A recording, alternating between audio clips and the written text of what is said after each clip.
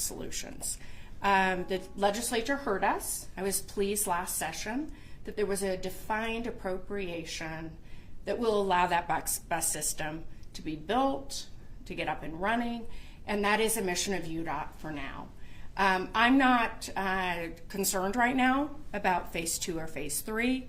The gondola is at minimum, as listed, 25 years away.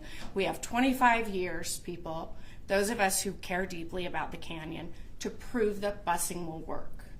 Salt Lake County will remain engaged, we will remain committed, we will remain working on this challenging issue, and all the while we'll do everything we can do to invest people power, county resources, and common sense ideas to indeed implement those common sense solutions.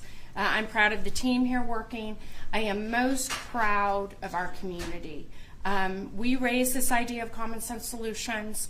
We will continue to support those common sense solutions, but it's really the allies, the partners, and the public, thousands of people who spoke out by responding to the Wasatch Front Regional Council's listing, to the work that had been done prior with the earlier phased release by UDOT, by stating very directly that we love our canyons. We think that a $500 million in terms of capital cost in today's dollar, $1 billion over time investment is one that will indeed harm our community and not help it.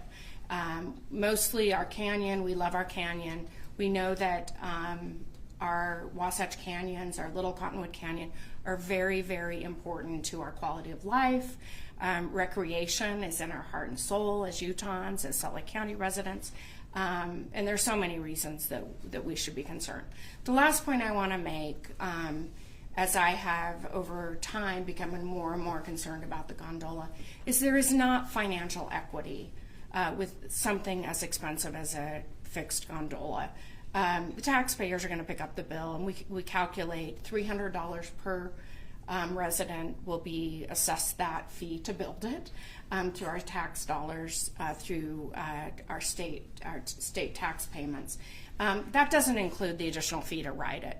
That's just not right for kids in rural Utah who never will even make it to Salt Lake County, for our taxpayers throughout the state.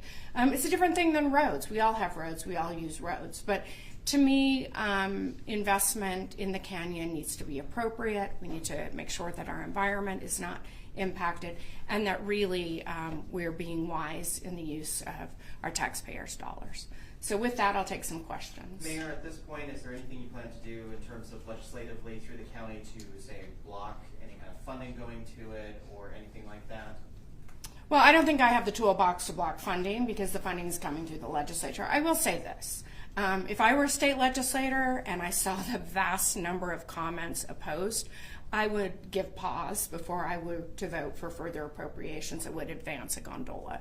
I appreciate those, and there were many in the legislature across party lines who said, wait a minute, busing makes sense. So we will invest in busing. I compliment the legislature. That's what they did last session. They're very specific. Busing, a transit hub, tolling, all of those working together in this phase 1 can indeed provide success. And again, the public's got to be willing to use a bus, and I'll be working with UDOT, other partners as well, to make sure we've got modernized busing. We want electric busing. We want efficiency. Let's make sure that when we bus, we do it well. Regular pickups. We need to have some customer service. Let's help the kids load those buses and make sure it's a good family experience for the Utah families who, like me, have loved to ski in those canyons over the years. You couldn't rely on UTA, though, to do it because you had a funded supplemental service there. What makes you think that they're going to be able to do it this time? Well, UDOT has the appropriation. So this isn't just a concept at this stage to implement phase 1. The common sense solutions, there are additional that stakeholders, including Salt Lake County, are working on right now. Meetings are being held, conversations are being held. UDOT is at the table, and there are things that can be done this season that we're hoping we can roll out. Mayor, you mentioned common sense solutions. There were more than 35,000 public comments that came in. 61% of those commenters were against this. Was this process fair? You know, I'm not an expert in environmental impact studies. I've learned more. They're very rigid, and I think that if I were to rewind time, I would not put UDOT in the driver's seat. They're a transportation authority, right?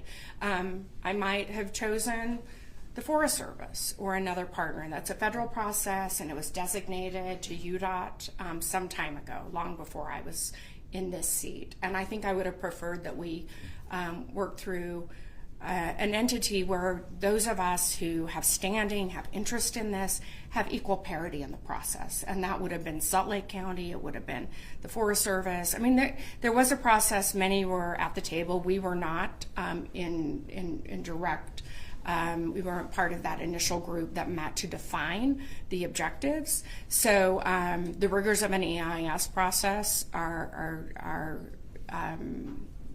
well, the EIS process is very rigorous, is what I should say.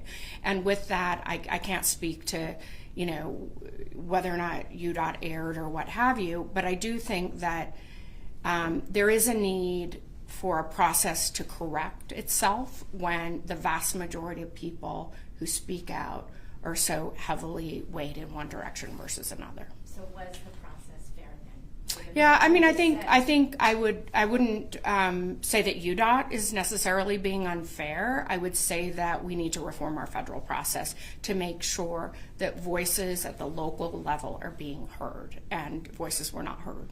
With a record of decision, this opens the window for litigation. Would the county join in litigation against this? You know, I want to move to common sense solutions. I want to be productive. We have resources here at the county.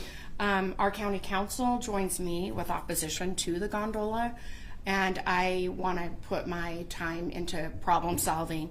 I care about neighbors who are impacted at the base of the canyon, who can't get to the grocery store on a busy day. I care about safety in the canyon. I care about access. I think there are things we can do. And I go back to my days as a new council member in 2005. We were talking about the problems in Little Cottonwood Canyon back then, and what we knew is that we needed a solution. I don't know, you know, in those early days, there were big ideas, a gondola, a train. We have chased a big shiny object for too long. What we really need to do is, again, embrace those common sense solutions. Technology, let's have better real-time information on the status of the canyon. I like the idea of tolling. We should pay more for those who are traveling at peak, all the while remembering that not everyone has the financial means to get up to recreate. The canyon is Little Cottonwood and is all of ours, and we need to make sure that everybody continues to have access. But there are common sense solutions, and I support those rather than an overbuilt object that will mar the canyon. There's nothing that makes sense to me when we look at 22 towers, hundreds of feet of height, and not to mention the mega parking lot at the base that will make it a really, I think, you know, you want to go up to a canyon and relax and think about the fact you're moving into wilderness, not look at a big parking lot. And with that, we'll see some traffic challenges as well. Mayor, the actual construction of the gondola will require funding from the lawmakers. I'm wondering, in conversations with lawmakers, like how they feel about that. Is that something you see the legislature voting to support? Well, I think the public has done an amazing job at finding their voice and using it. And again, I would take note of that if I were a legislator making a vote. There's a lot of demands, not just in Little Cottonwood Canyon. If you look at the recreation needs throughout the state, if you look at the challenges in Summit County with backed up traffic, they're acute.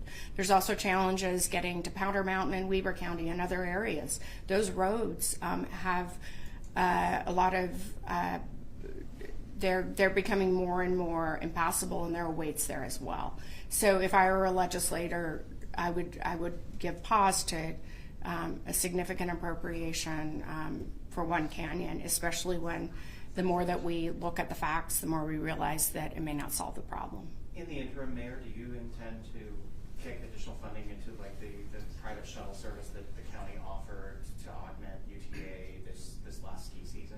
Yeah, well, we knew last season that there was a problem that needed to be solved, and we're in the business of solving problems. UTA had a shortage of drivers, and we're hoping that things are better this year and that they, along with UDOT, will prioritize the routes in the canyon.